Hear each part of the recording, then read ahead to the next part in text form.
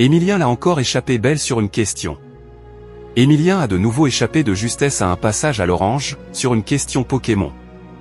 Depuis plus d'un an, le maître de midi Emilien bat tous les records. Mais, malgré sa longévité extraordinaire, cela ne l'empêche pas d'échapper de justesse à l'élimination. Si les rattrapages et heureux hasards se faisaient rares les premiers mois, ils semblent s'accumuler depuis quelque temps.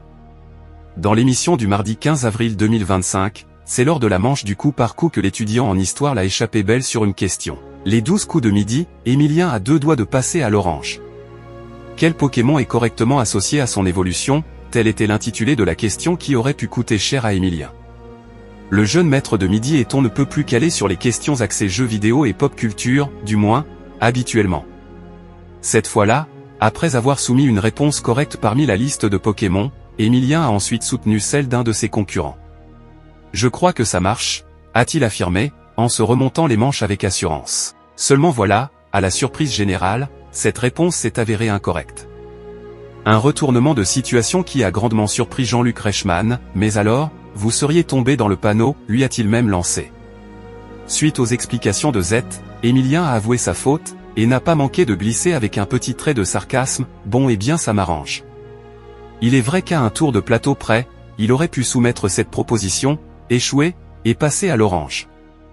La longévité d'Emilien dans le jeu télévisé ne fait pas l'unanimité. Si depuis plusieurs mois, de nombreuses voix sur les réseaux sociaux se déchirent afin de statuer sur le fair play d'un maître de midi imbattable, un ancien du programme a fait plus de bruit que les autres.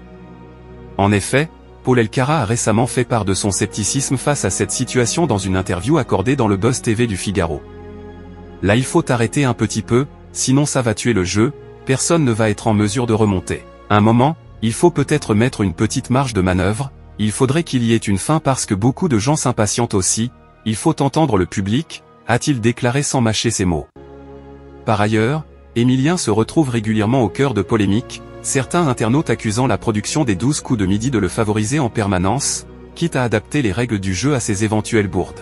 Il n'empêche qu'à ce jour, l'ex-étudiant en histoire effectue un parcours sans fausse note, en cumulant 565 participations et plus de 2,2 millions d'euros dans sa cagnotte.